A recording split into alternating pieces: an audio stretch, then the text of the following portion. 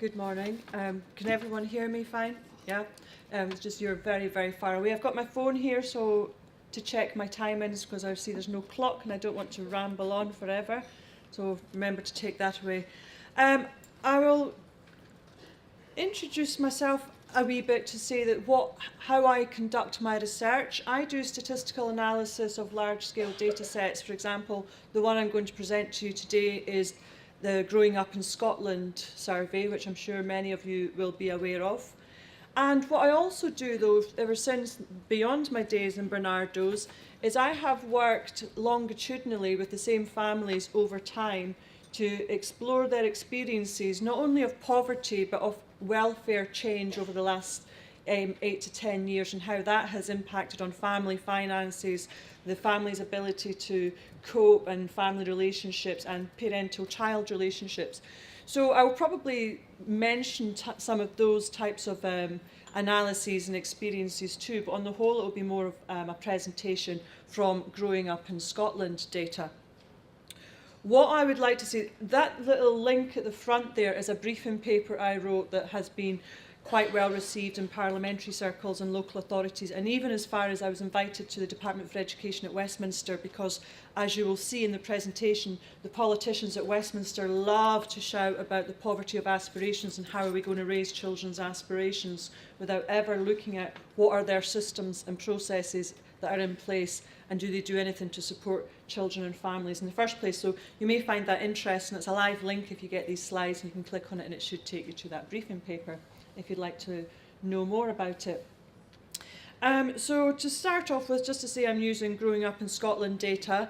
It follows around 5,000 children in the particular birth cohort I'm using. These children were born in between 2004 and 2005.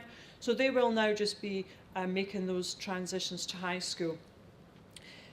This data takes a long time to come through and be cleaned, etc. So the children are about 8 years old at the time of the analysis that I'm going to show you. And it's going to be from birth to 8 years old. It's not a snapshot. I'm not telling you about when they're 8. I'm telling you about the circumstances from birth to 8. So the background to why I'm interested in the poverty of aspirations, or what I would call the so-called poverty of aspirations. And that is very much because in all the work I have done with families over the years, and when I have spoken to parents about what are your hopes for the future, what I find about parents living in poverty is their own hopes are very, very short term. As short term as the end of the week. You know, there's an event happening at the community centre at the end of the week. If I can save enough money back to go to the tea club at the end of the week, then I'd really like that. So to try and get people to see much further for themselves, for parents for themselves, was quite difficult. And then I'd say, what about your children? What are your future hopes for your children? And without fail, every parent I'd ever known, even the parents who were engaged with Barnardo services because they were dealing with some difficult circumstances at home, what you may now call adverse childhood circumstances, even those parents, without exception, had high hopes and aspirations within their own understanding of what was possible. They had high hopes and aspirations for their children. And so with that in mind, when this new data set came through that for the first time Growing Up in Scotland was actually speaking to children about when they were 7 or 8, they were getting to fill in a questionnaire about themselves for the first time. Until that point it had been the main carer, 97% of which was the mum, or the mother figure, female anyway. And so for the first time children were responding, and I looked at that data and looked at the parents' data on their experiences of school and their hopes and aspirations for their children's future. So aspirations have become a key policy driver, and in the UK, but also beyond the UK. It's seen as critical for closing the attainment gap and improving the attainment and raising the skills of all children and young people. And within this framework, it's very much a deficit model in that parents and their children are seen as somehow lacking aspirations and that there's a gap there that we need to fill. And it holds young parents, whether it means to or not, it puts a responsibility onto young people and their parents to either gain some or raise their aspirations. And by doing this, well, I'll come on to that, but when you speak to young people and their aspirations, you find, and young people and parents about their aspirations, what you find is that they have perhaps constraints within what they would wish for their children or for themselves, because they can only aspire to what is familiar to them, what they know from their communities, what are the standard types of jobs, how did people used to get those jobs when I was young. You went to FE college, you did an apprenticeship, etc. So often their aspirations may be at that level, rather than the desire necessarily to go to university. But what I would like to show you is how pervasive this type of language is. I could easily have stood here and done a presentation on my work on poverty, and some of the themes would be exactly the same. The themes of what comes from government, and when I say government, I'm not talking about the very thoughtful civil servants, I'm actually talking about the politicians, about what comes from government unthinkingly, what they say and what they say to media, what media then reports unthinkingly, which is always a deficit model of families and behavioural aspects of families, and individualises the problems of poverty. And it's the same with the poverty of aspirations. These are just some newspaper articles. So that we have a poverty of aspiration, not a poverty of talent, from The Spectator. And then David Cameron said, fighting poverty is no less about aspiration than cutting inheritance tax. That's a strange one on me. Theresa May said, poverty is not just about income, it's about aspiration. I will go on, but when think about that statement, it's not just about income, it's about aspiration. Now, if you say that poverty is not about income and that it's about what families do or what families know or what families can't do or how their behaviours are not conducive to creating the optimum conditions for their children to learn, if you say it's not about income, then you create the conditions as a government where you will find support in the public for cutting people's income. And that is precisely what we have seen since 2010. We have seen £37 billion worth of cuts to families and to services helping families. So this is very conditioning type of language if you continue to say this. Then David Cameron had a nifty little aspiration nation, because, you know, it rhymes and is simple. Yeah, I like that one. And poverty of aspiration is what is keeping people poor. So it's not the fact that they've cut people's money, it's not the fact that lone parents are now £2,400 a year worse off, it's because they don't aspire. And this is not even about the Conservative government, unfortunately. Tony Blair was one of the first to say this. Their poverty is not just about poverty of income, but poverty of aspiration. And so he started it. Gordon Brown, also said, it's low aspirations that hold us back. This phrase again, poverty of aspiration, is as damaging as poverty of opportunity. At least he didn't say it's as damaging as having absolutely no money, which is kind of what the Conservatives are saying. So we think, well, we've got the Scottish Parliament now. We've got the Scottish Government now. This is from the transcript, the official transcript of Stage 3 debate of the Child Poverty Bill, which was ratified in December 2017. You'll know we now have the Child Poverty Act in Scotland. But even during that debate, we had one of the MSPs saying, and this is a Lib Dem MSP, saying there is a poverty of aspiration. And I thought, oh, is there? Okay, this is in the Child Poverty Act discussion and debate. I really thought in Scotland we'd come away from that type of deficit model of debate and discussion. And then the Conservative Michelle Ballantyne said, he's hit the right note. And I thought, I wish I was there and stood up and said, really? Tell me how? Where's your evidence? Because I'll show you my evidence. And then thankfully someone said, can we just take a pause and say that's actually a really offensive term to accuse people of having poverty of aspirations. And it was on the back of this, I was already speaking in this field when a few civil servants who knew about my work said to me, is there any chance you could get a briefing paper out on this using your evidence so we can start to actually use this with government and policymakers? And that's where this work has led me to. So to just say that children living in poverty do have high aspirations. Often their aspirations are of a very gendered variety when they're living in poverty. So we will see girls saying that they want to be hairdressers, and you will hear boys maybe saying they want to be what we would have seen traditionally as boys' jobs. But then if you go to any deprived neighbourhood and you see that it's full of bookies and hairdressers and charity shops, then, you know, hairdressers never out of a job really, are they? We all need to get our hair cut. So often what you find is that their aspirations may be constrained. They may not seem very highfalutin compared to what we may consider an aspiration to be. It's not a free choice they have of aspirations because they lack the knowledge. But furthermore, they don't start off with low expectations. If you do any work with children in primary schools, you will see very much that they aspire across the board, probably the same as all the other children in the class. Perhaps at that age it gets a little bit overblown. I want to be an astronaut. I want to be this, that, the next thing. You know, I want to go on X Factor. I want to be really rich. I want to be Simon Cowell. That type of thing. But the confidence at that age is there, and the desire to do something exciting and different is there. And that is what becomes diminished over time. And it's a point I'll come back to at the end. Let's check my time.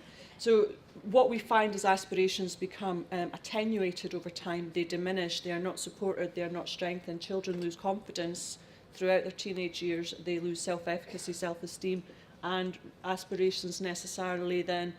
And they may become reduced, but they did not start off that way, and they still hold aspirations for themselves. So the missing element is knowledge. And parents also have high aspirations, but they feel very much unable to engage fully with secondary education. Parents are living in poverty are likely, remember this is just are likely to, we're not talking about every single person, are likely to have had negative experiences of education themselves. They're likely to be abjectly terrified of a head teacher. I don't know if you're aware, you're a scary bunch. You know, teachers and head teachers, but you are. They're likely to be really nervous and quite terrified. And they feel inadequate of their own knowledge and their competence to help their children in their work. Let me come on to teachers, because teachers and student teachers, now I teach student teachers and I've been a teacher, have little understanding of the link between child poverty and educational attainment. In Scotland, I'm pleased that there are at least a lot of initiatives to help practitioners understand what is causing poverty, and that it's not because parents are rubbish with money that they're poor, it's because government processes and structures are making people live in poverty and increasing levels of poverty. Child poverty is increasing at an amazing rate between now and 2021, 2022 across the UK because of government policy. In the new Labour years, almost 1 million children were lifted out of poverty. They had very successful policies that did a lot of good work for families. That has been completely reversed, and the situation's become quite dire. We're looking at approaching the projections that we will have about 40% of children living in poverty if the current policy situation does not change. In Scotland, the new Social Security Act, the new Child Poverty Act are very much trying to mitigate against some of the more negative impacts of Westminster policy, but there's only so much they can do when they don't have control over the greater processes and structures. So you're going to listen to me for a wee while and think I'm beating up on teachers, but I come good again, I promise. So teachers do not necessarily understand this. I know when I was a teacher, I did not get any training on poverty itself. And I speak to lots of other academics who train teachers now, and they say they don't get anything as standard. They get equalities, but they don't get poverty. And maybe they do an hour a year for them. And I've just been invited, I'm at Stirling University now, and I've been asked to come and do an hour with the trainee teachers on poverty, just a sort of one group. That's not sufficient. That's why people are having to go through CPD right now with the 1 in 5 in Edinburgh, what they're doing in Glasgow, because the training that you have received in poverty is not sufficient. And because it's not sufficient, you are subject to the same type of barrage of information from the media as the rest of us. If you don't understand what the structures are that are causing poverty, then you're going to be subject to the same pathologising stories about families and their ineptitude and how their behaviours and what they're doing for their children is not good enough. And you'll see people as feckless and undeserving unless we get really good training in place about poverty and its impacts on education. When we have negative stereotypes of families, or when we unconsciously, because I don't for a minute think anyone consciously thinks negative thoughts about families, but this unconscious bias we have towards certain types of families who display certain types of behaviours actually only serves to perpetuate inequality, because children are very attuned to how they are being responded to in the classroom setting. And if they think for 1 minute that anyone's looking down on them and their families, they're not going to engage. So let's look at poverty in Scotland. You can see that this is a relative poverty rate. They've changed the way they're running the statistics. They're doing 3-year averages because it's more robust than trying to give you an annual snapshot. So the last 3-year average there is between 2014 to 2017. And there's an uptick, as you can see, of poverty in Scotland, that it's now 24%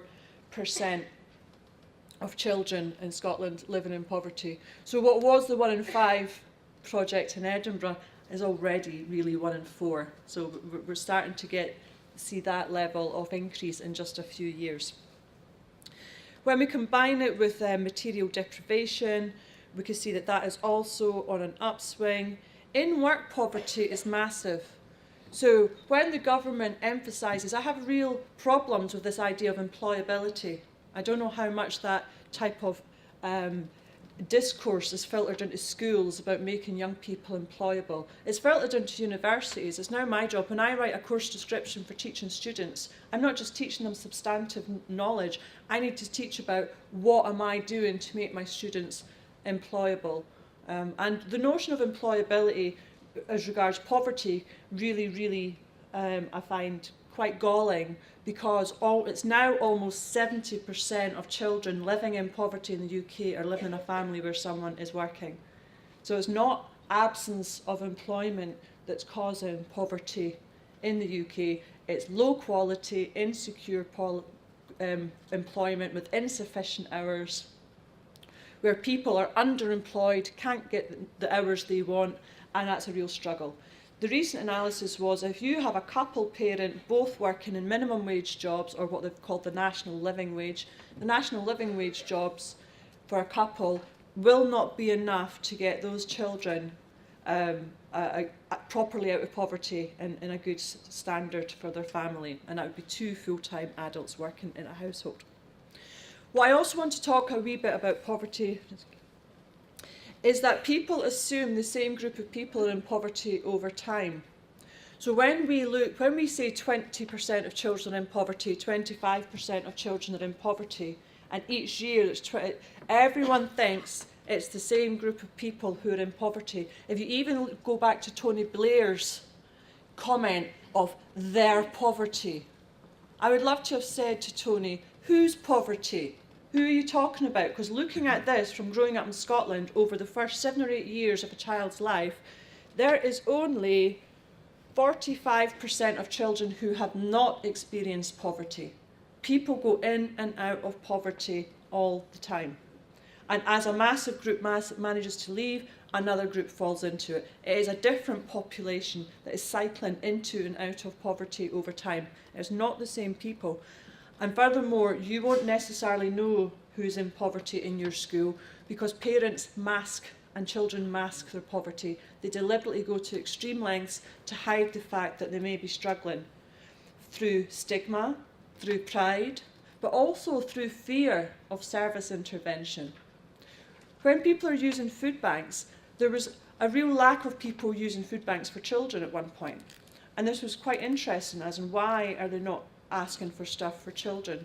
And the reason was that in the earlier days of food banks, there was an absolute fear from mothers and parents, but usually mothers, to ask a food bank for food for their children, for fear that that would bring on unwanted service intervention of, you can't feed your bairns, you might get your bairns taken off you.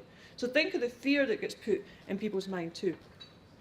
So what's the message from that is that poverty is very much dynamic. There are not a fixed population. You might not know who they are necessarily. Now I'm going to talk about the poverty of aspirations. And this is a graph from the children's data of growing up in Scotland. If you look, I have divided people into whether they're living in persistent poverty, that is whether they've been in poverty at least 4 years of the period, whether they're in transient poverty, which is maybe just a one-off occurrence, whether they're in recurrent poverty, as in whether they're dipping in and out over time, and whether they've never been poor at all. And these are children, so they're still primary age children. These are their experiences of school. And they're being asked, how much do you like it when your teacher asks you to tell people about what you've been doing in the class? And how much do you enjoy learning at school? And do you hate school or do you love school? And as you can see, there is no difference. There is no statistical difference, but I think the graph very much shows there is no difference in children's experience of school based on poverty in primary school age. School is very important to children, and on the whole, children really enjoy school. What it doesn't tell you, though, what that's not going to tell you is it may be that those children have different abilities to respond to what you require of them in the classroom. That may not be equal. Their ability to engage and participate may not be equal. They may not have your language and your mode of communication as middle-class people, but what they do have is a real willingness to be there and a happiness to be there. So this was parental aspirations for their children. And what I haven't gone on about actually earlier is what do we even mean by high aspirations, because that varies by who you are too. If you look at secondary schools, their idea of a high aspiration is usually access to the professions. It's usually going to university.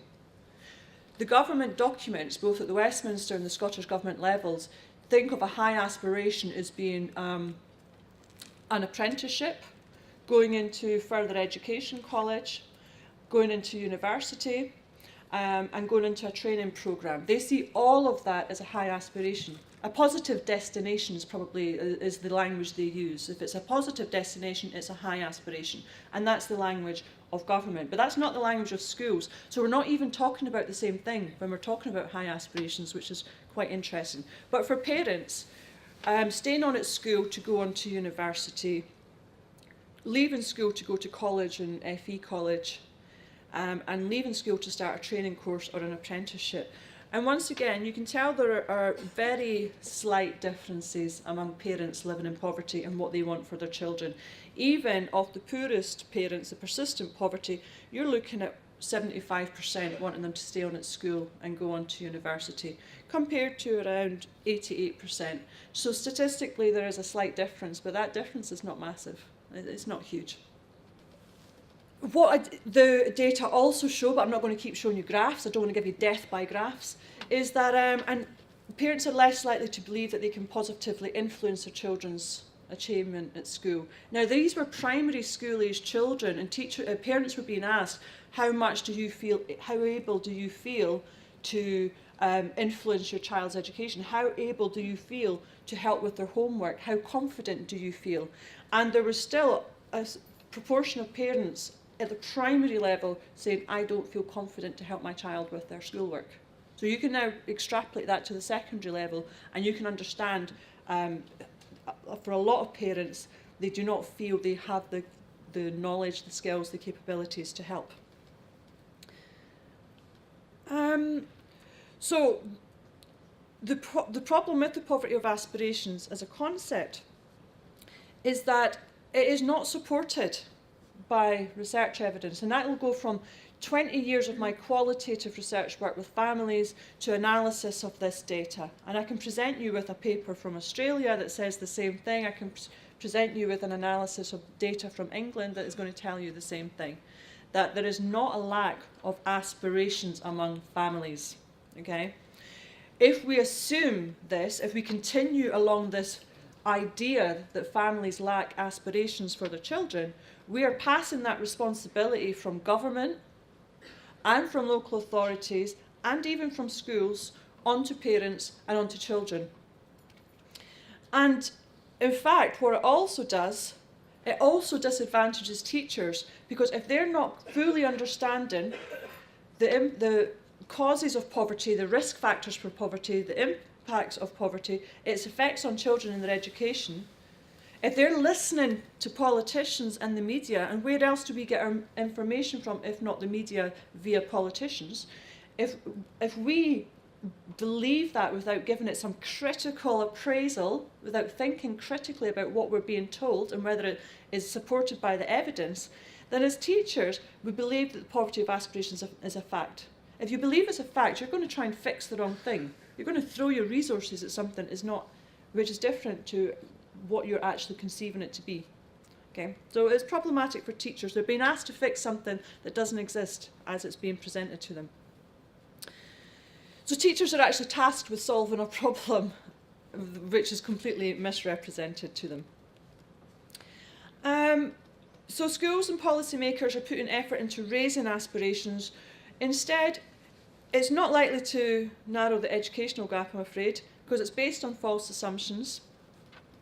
The real challenge for disadvantaged young people and their parents is not about holding an aspiration, as in aspiring to something. It's about sustaining aspirations over time.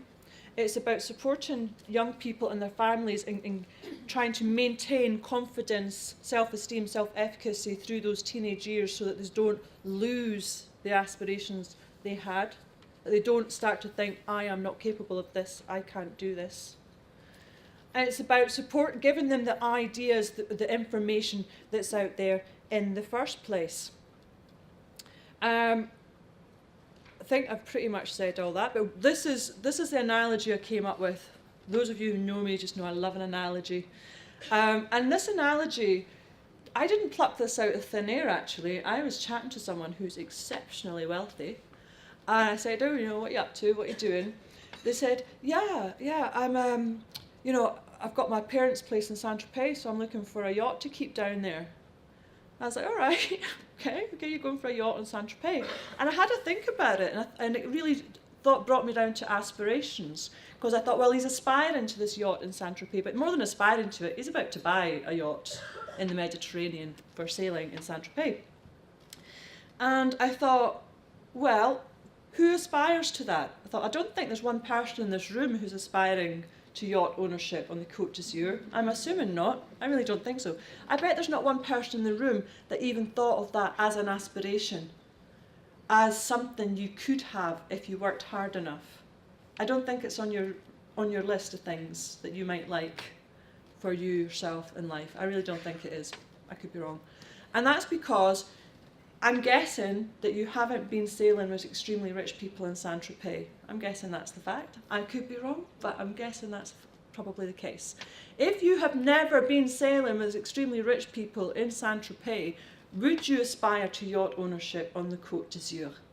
And my guess is that no, you would not. And this is kind of the point I'm trying to make with young people and families. If they do not know what is available to them and what is attainable and achievable, and if they do not know the path and are not guided along the path and sustained on the path to attain this, and have their abilities strengthened, but also their confidence built, then they're not going to reach any of their aspirations. And I had a conversation, I've done a presentation similar to this, I had this conversation when I was talking about how sometimes teachers attenuate children's aspirations because they think they're being kind.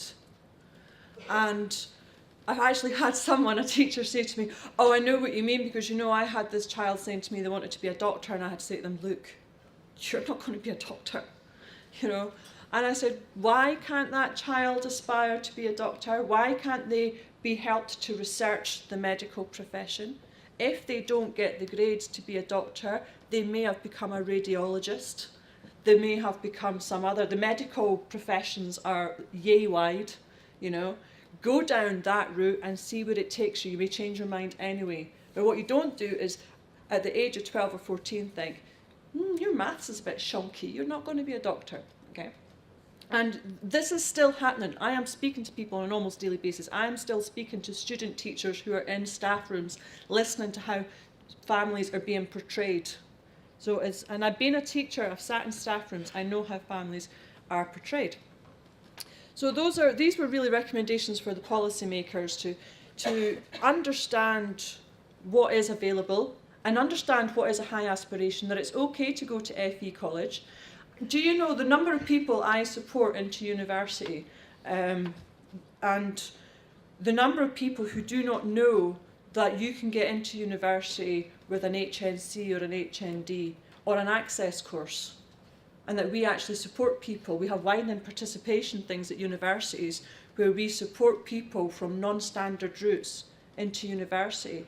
I had a kid after their hires crying to me saying, my life is over. I did not get the hires to get into university. And that is what children in 5th year think. They think if they don't get those hires, their life is over. I've heard that on multiple occasions. I've got 3 vaguely teenagers myself. One's 24, but seriously still a teenager. So I keep calling them the sort of teenagers, even though they're getting beyond that. And we mustn't let children think they've been written off because they've got 4 C's and a B at higher, because 4 C's and a B's will probably not get you into the type of university course you want to go to. But then it will get them into further education course where maturity and application can mean that they'll do something in HNC and HND that can then get them into university. And university is not the be all and end all, okay, I'm not saying it is, but there are multiple routes into these ways of thinking.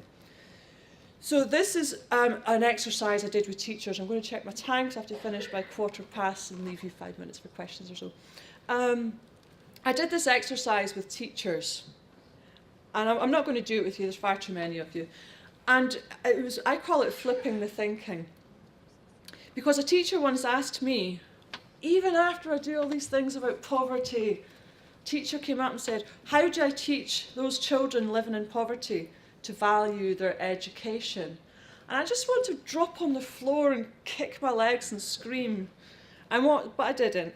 So I said to her, well, what do you do to show these children that you value them in your classroom, to make them want to take up your offer of education? How are you showing children living in poverty that you respect them, that they're valued in your classroom, that you understand some of their life, and if you don't understand it, you're not judging it? How do you keep it, if not, there's 3 things here. There's either stigma, the absence of stigma, which to me is neutral, or there's the presence of a positive, which is promoting some dignity and respect and trying to really push forward for these children to draw them into your world. The world of education is extremely middle class. We are all in education because it worked for us. You will all know people at school, really bright people, for whom education did not work for them. Okay, so we're expecting a 5-year-old to come into the school and understand our way of communicating. And for middle classes who reflect, other middle class parents reflect how we communicate with our children. So the middle class children come in completely au fait with how we're communicating with them. And children living in poverty have probably had completely different types of engagements and ways of, and maybe more people speak to them in different ways, etc. They will have a different mode of communication at that stage. So they're having to learn a whole new thing that is called education. And some time needs to be thought about that. So I would say, instead of expecting stressed children to understand the long-term value of education, to be quite ponderous and say, yes, that'd be lovely, thank you, I would like to come to your extra maths class. How do we flip the thinking and put the onus back on people who have a greater intellectual capacity and experience to show the children that they are valued in their classroom? So this was one of the questions I did with this group. The next question is exactly what I just said, is that there's a lot of work being done in schools, which is great, to reduce and eliminate poverty-related stigma and shame. The Poverty Alliance have a massive campaign called Stick Your Labels, whereas we're trying to say, get rid of the stigma, But to me, that's not enough. It's a neutral act. That's like, stop hitting someone, stop being bad. That's not enough. It's neutral. It's nothing. I think we need to turn it. We need to flip it. Let's put it into the presence of a positive. Rather than reduce or eliminate stigma, how do we actively promote relationships, dignity, respect, communication, and appreciate the difficulties that poverty puts in the way of children coming to school. The children who won't come to school on PE day because they don't have a PE kit. You know, it's not rocket science. The girls who are off school because they've got their period. You know, I would love, and I know some people have done it, have tracked girls' absences on their system to see if there's a pattern, and there's a monthly pattern. So that was the next question, is what can you do to promote dignity and respect for those who are still coming to school each day despite the barriers that poverty put in their way? And I could have done a whole session on just the barriers that poverty put in your way, but this was what I was asked to do today. And the feedback evaluation, because even after you do all this, sometimes it just does, the penny doesn't drop. I'm beginning to think I should just stop speaking publicly, because the penny sometimes does not drop, because even after that, this was evaluation feedback, and I was asking them to address those two questions I've just put to you, and it said, yeah, but the group discussion went on tangent, and we ended up talking about the conversations about parental controls and parental values. I thought, are you having a laugh? Did you not read the questions? Are you teachers? Can't you follow the instructions? You know the first rule of exams is answer the question, which I tell my students twice a year, every year, answer the question. Don't write me a random essay on something you know about. That's not what I've asked you to do. Give me 1,500 words on anything you happen to have read recently, which they do. It's like, answer that question, only that question. So even then, the question wasn't answered, and I really did want to stamp my feet that day. But I'm no foot stamping today. Hopefully I haven't just gone on a massive rant, but what I would like to say is just understand that the things you may have taken for granted, challenge that thinking, apply a critical lens. If there's one thing I could say about government policy, is that it causes what we always thought may be unintentional stigma, okay, and unintentional consequences for family.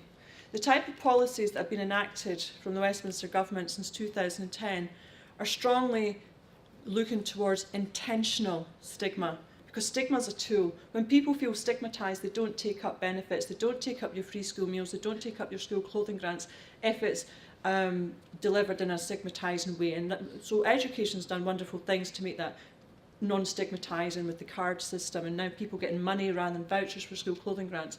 But at the government level, at the Westminster government level, stigma is still being used as a tool to beat families living in poverty. So we need to apply a critical lens to support the families to overcome the barriers that are actually getting bigger and bigger and bigger and bigger over time.